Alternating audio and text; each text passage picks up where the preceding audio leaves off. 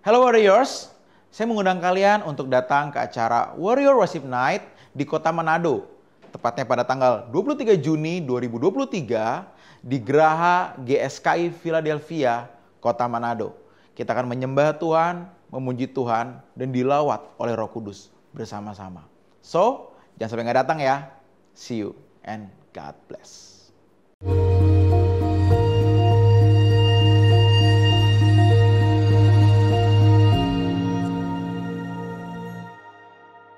Shalom saudara, kita kembali mengikuti Abam memasuki episode 676.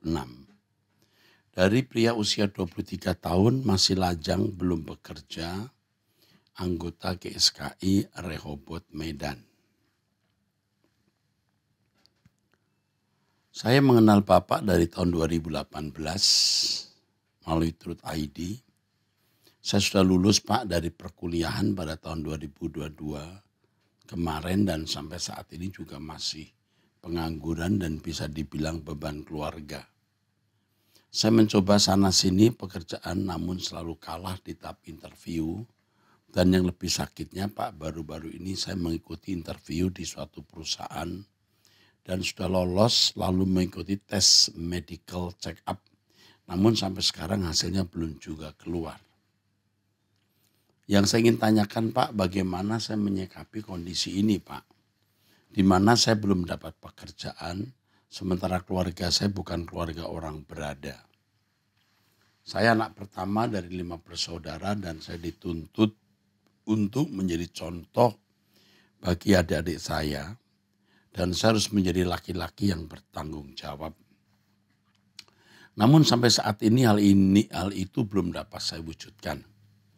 Saya bawakan dalam doa namun belum ada jawaban dari Tuhan. Apakah karena saya belum sungguh-sungguh mencintai Tuhan? Memang sih Pak, saya akui saya sendiri belum taat kepada Tuhan. Untuk doa pagi pun saya jarang. Tapi kan Pak, saya komitmen untuk lebih mengutamakan Tuhan.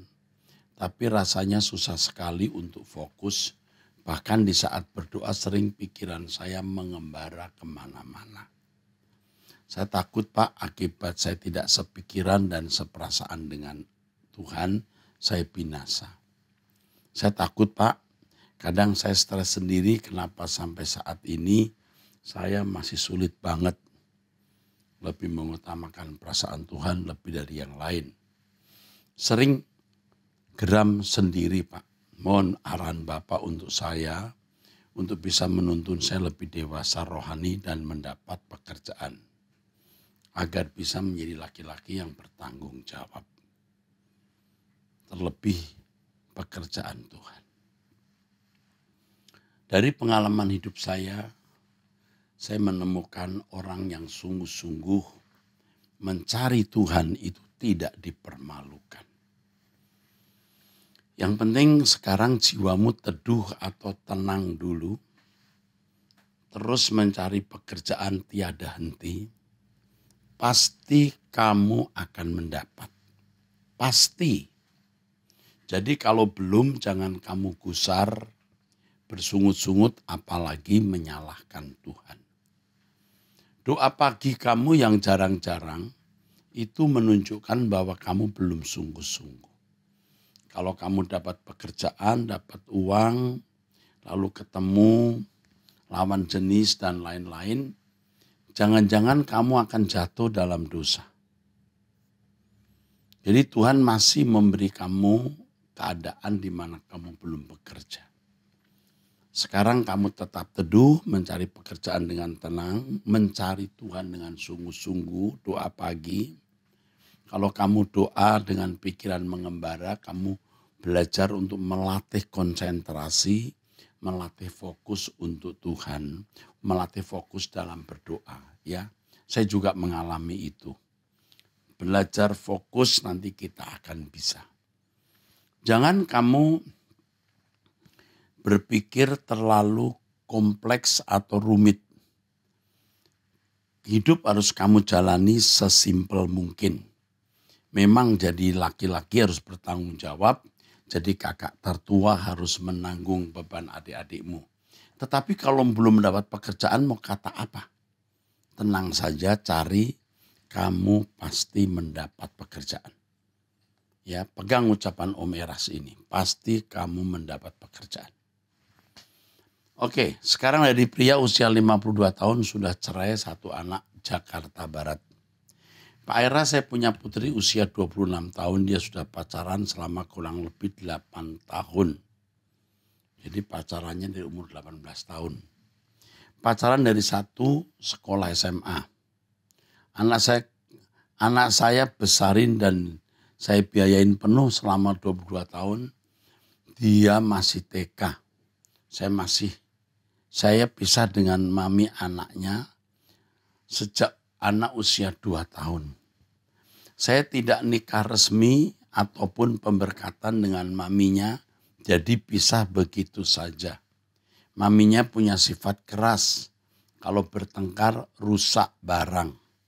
Dia juga ingin pisah, akhirnya sangat terpaksa kami pisah. Pada saat itu anak dibawa sama dia, tapi saat anak usia 4 tahun dan masuk TK dikasih ke saya. Saya bersyukur untuk itu. Itu mujizat dan saya sangat sayang pada anak saya. Ketika remaja pun kami sangat dekat hubungannya.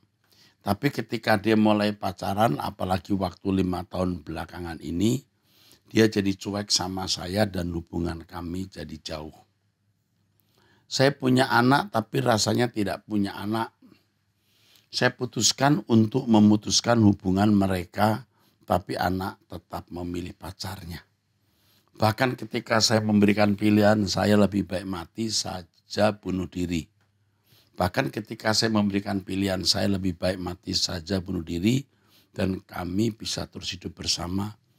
Dia pacarnya, dia memilih saya untuk mati saja. Oh, dia memilih bapaknya mati saja. Ya, tidak apa katanya, dia memilih pacarnya. Saya sangat sedih sekali Pak Eras dengan sikap dan sifat anak saya yang sekarang sudah berubah 180 derajat dibanding waktu dia TK sampai dengan sebelum tamat kuliah. Pacar anak saya sebelumnya bukan orang percaya, tapi sejak setahunan ini dia sudah percaya pada Tuhan karena sering kebaktian online bersama dengan putri saya. Nah sekarang yang jadi pertanyaan, apakah saya harus terus untuk memutuskan hubungan mereka Pak? Si cowoknya sih udah bilang mau, nggak apa-apa putus katanya. Tapi anak saya yang tidak mau, dia tetap tidak mau kehilangan pacarnya itu. Bahkan seperti yang tadi saya bilang, anak saya malah lebih memilih saya untuk mati, bapaknya untuk mati saja. Daripada kalau dia harus dipisahkan dengan pacarnya itu. Dia tetap memilih pacarnya. Saya sangat-sangat sedih Pak Eras. Saya bilang otoritas saya sebagai orang tua yang tidak merestui hubungan mereka tidak digubris. Saya bilang mereka akan menjadi anak-anak durhaka dan tidak akan ada berkat dalam hidup mereka. Dan apa yang mereka tabur akan mereka tuai. Pasti nanti anak-anak kalian pun, anak-anak mereka akan berontak dan tidak taat pada mereka. Anak saya bilang tidak apa-apa. Dia terima segala kutukan saya dan segala konsekuensi dari kedurhakaan itu. Dia bilang masih ada mami, dia juga merestui hubungan mereka. Maminya memang masih ada dan belum menikah lagi sampai sekarang. Dan setiap bulan menuntut untuk diberikan uang oleh anak saya. Kalau tidak dikasih dia marah-marah kepada anak saya. Sedangkan maminya sebenarnya masih bekerja karena masih usia 45 tahun. Apa yang harus saya perbuat Pak Eras? Bagaimana saya harus menghadapi mereka? Saya benar-benar bingung, marah, kesal, putus asa dalam menghadapi hal ini.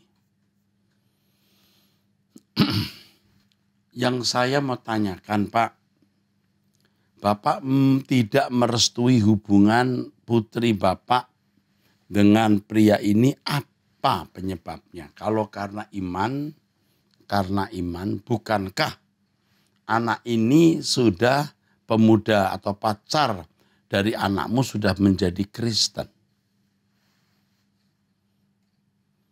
Jangan sampai Bapak mengikat anak sampai anak tidak memiliki kemandirian. Di mana-mana seorang bapak akan merasa kehilangan kalau anak gadisnya pacaran. Itu ada perasaan kehilangan. Tetapi sebagai orang tua kita harus merelakan. Sudah saatnya anak kita menikah, ya harus menikah dan kita kehilangan. Karena memang kita datang sendiri, pulang sendiri. Bapak ini mencoba untuk terus mengikat anak. Apa yang membuat Bapak tidak setuju hubungan mereka? Lalu si laki-laki berkata kalau memang mau diputus ya nggak apa-apa, saya putus. Anda tahu nggak Pak, sudah 8 tahun pacaran, laki-laki bisa timbul kejenuhan.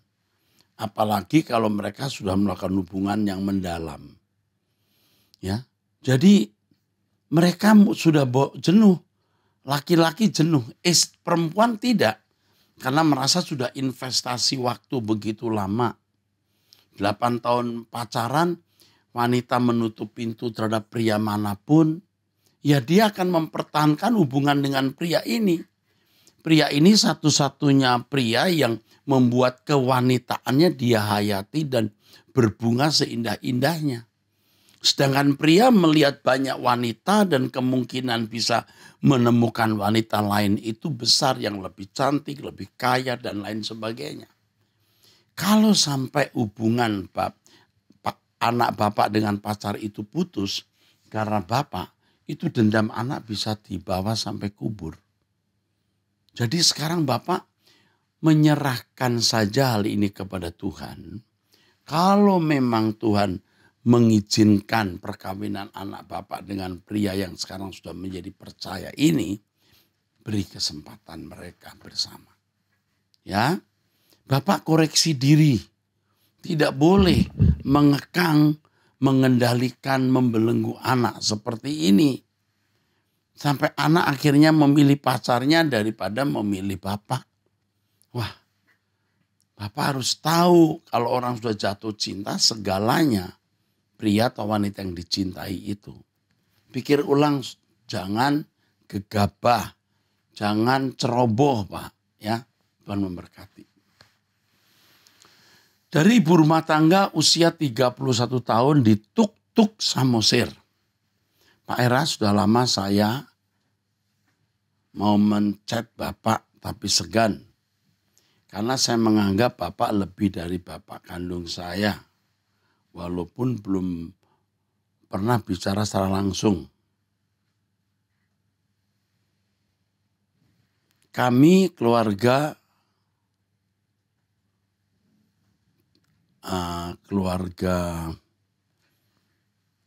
dari Tuk-Tuk Samosir. Saya tidak sebut namanya ya. Kami dari 2016 sudah mengikuti khotbah Pak Eras di online sampai sekarang. Dulu pernah gereja di sini. Tapi karena kami mendengar dan mengikuti pengajaran Pak Eras, jadi kami diusir atau jadi keluar dari sini. Oh begitu. Kami keluarga baru punya anak satu umur 9 tahun laki-laki dan sudah 10 tahun merantau ke Samosir ini. Tapi akhir-akhir ini banyak keluarga dan orang-orang sekitar mempertanyakan gereja kami. Jadi kami seolah-olah kami jadi batu sandungan karena ibadah hanya online. Ya. Oke.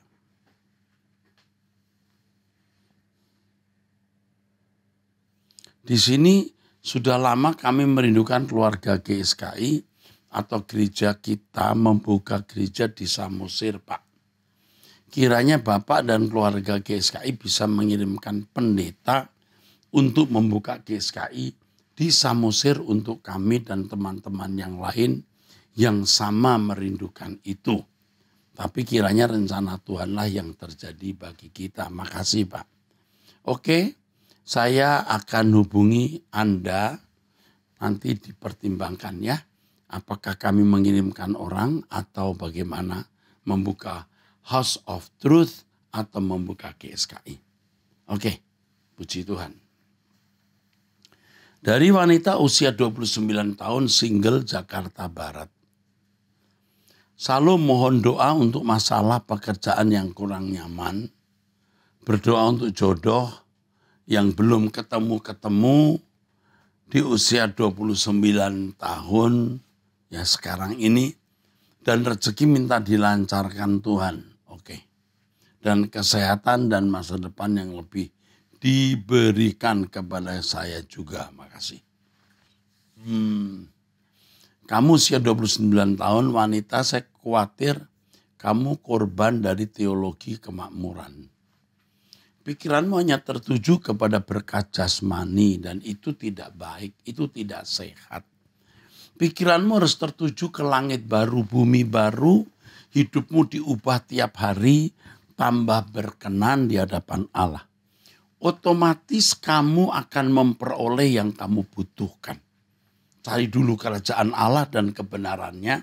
Artinya bagaimana menjadi manusia yang sesuai dengan kehendak Allah, menjadi warga kerajaan surga yang baik. Itu yang kamu usahakan.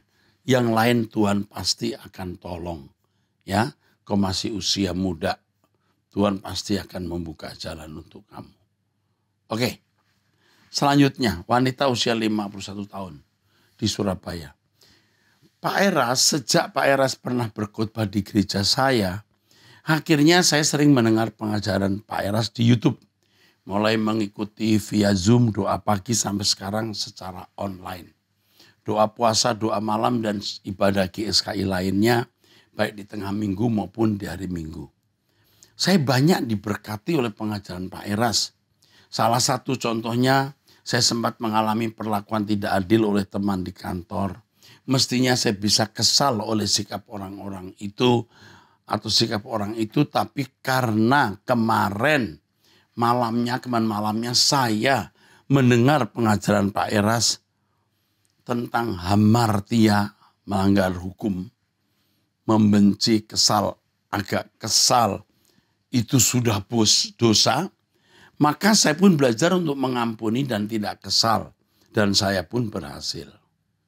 Di gereja kami ada pelajaran Alkitab yang dibagi beberapa tingkatan kelas, mulai tentang keselamatan sampai akhir zaman. Dan leadership, jadi keselamatan, akhir zaman, dan leadership. Saya dulu pernah ikut sampai lulus, tapi setelah saya tahu pengajaran Pak Eras, ternyata banyak pelajaran yang rasanya kurang tepat, yang selama ini juga mengganjal di hati saya.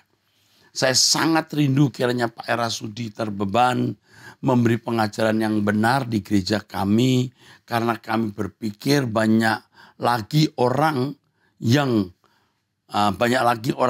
menerima pengajaran yang kurang tepat seperti saya, mengingat setiap tahunnya meluluskan banyak murid. Pak Eras, maaf kalau tulisan saya panjang. Oke, it's okay. Oke, tetaplah Pak Eras dari mentor kami. Haleluya. Saya sangat senang. Jadi kamu sekarang ini ada di satu lingkungan yang kamu tidak merasa betah mungkin. Karena pengajarannya tidak sesuai dengan yang kamu yakini. Tapi tidak apa-apa, kamu tetaplah di situ untuk menjadi berkat di gereja itu. Sampai kalau suatu hari kamu diusir ya, kamu baru pergi dan membuka persekutuan sendiri atau GSKI. Tapi sementara tetaplah di situ membantu pendeta itu. Amin. Sekarang wanita usia 48 tahun. Pak, salam sejahtera. Mohon jelaskan arti firman Tuhan di Matius 6 ayat 22 dan 23 tentang mata adalah pelita tubuh ya. Betul itu baca-baca. Oke. Di dalam Matius 6, 22, 23. Matius 6, 22, 23. Mata adalah pelita tubuh. Jika matamu baik, teranglah seluruh tubuhmu. Jika matamu jahat, gelaplah seluruh tubuhmu.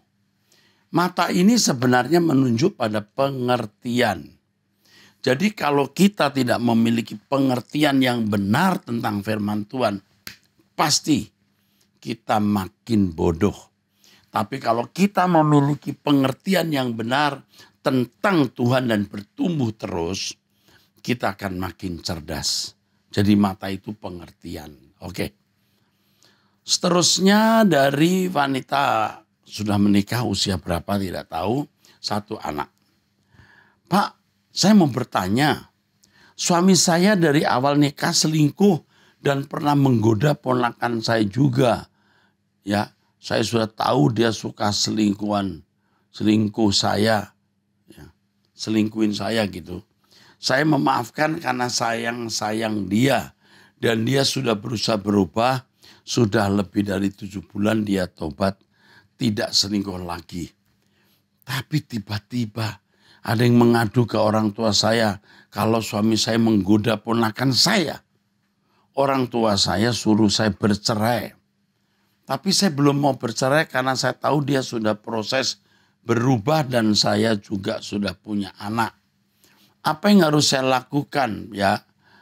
Karena saya bingung sekali. Oke, yang kamu lakukan hubungi orang tuamu, ceritakan keadaan suamimu sekarang yang bertobat dan mau berubah.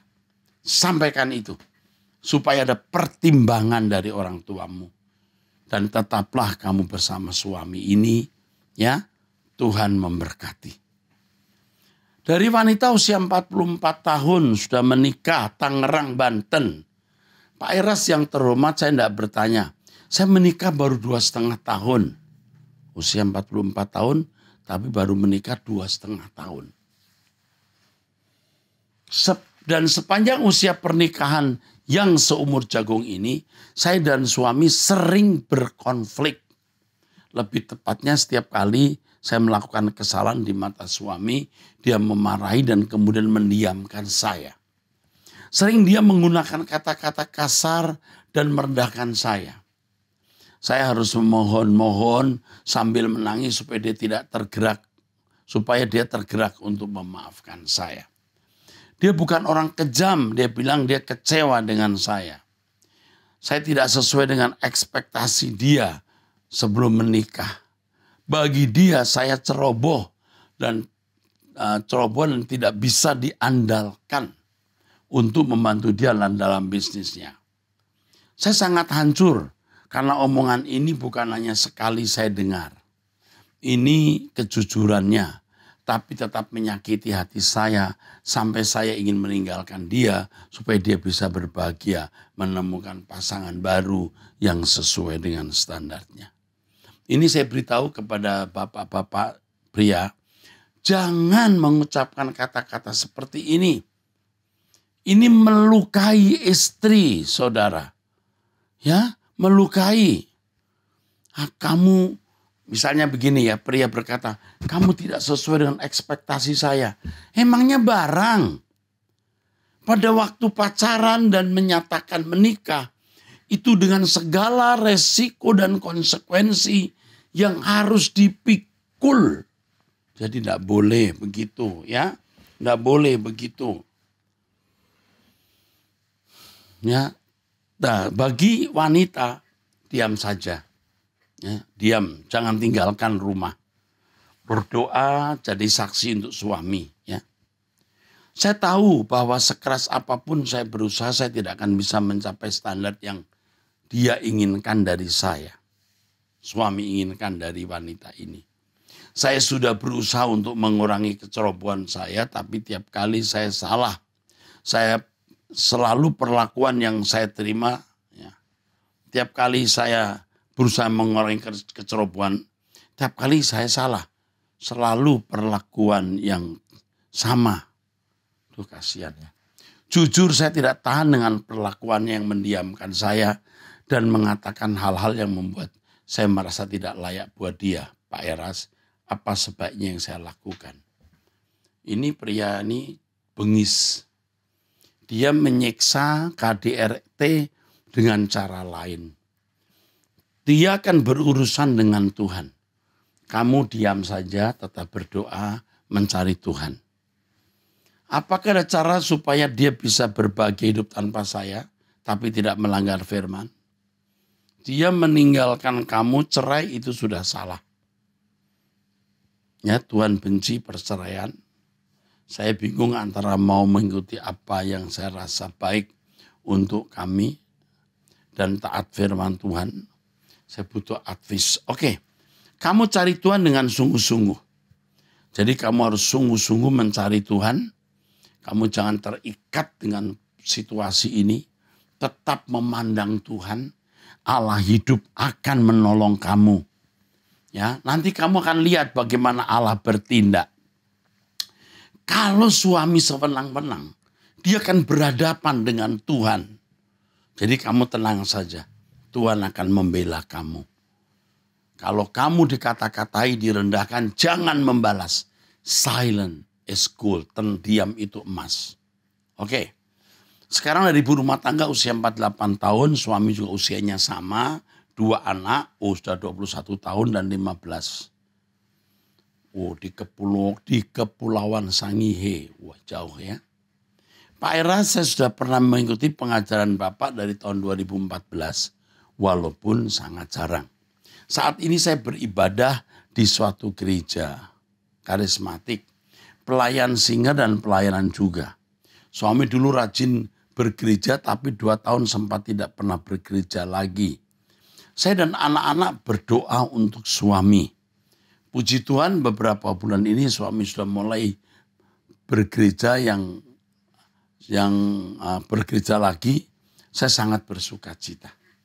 Tapi saat ini di gereja kami terjadi sesuatu yang diawali dengan meninggalnya Bapak Gembala kami dan digantikan dengan menantunya yang sekarang menjadi gembala di gereja kami. Berjalannya waktu antara Pak Gembala yang baru dengan wakil gembala tidak sejalan.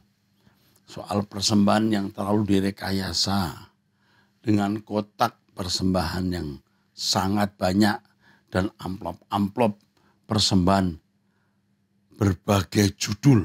Waduh. Bahkan menegur jemaat untuk memperbaiki perpuluhan yang dilihat perpuluhannya sangat sedikit. Singkat cerita Pak, wakil gembala mengundurkan diri. Beberapa bulan kemudian Pak Wakil Gembala membuka gereja baru. Suatu hari Bapak Wakil Gembala kami datang makan di rumah makan saya. Suami saya bertanya ke Pak Wakil Gembala, gereja yang akan didirikan berkiblat kemana? Lalu dia menjawab berkiblat pengajaran dari Pak Erastus. Suami saya bilang, bukannya Pak Erastus katanya sesat.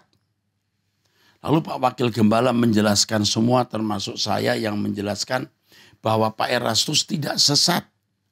Beberapa hari kemudian suami saya bilang ke saya kalau dia mau pindah ke gereja ke wakil gembala ini.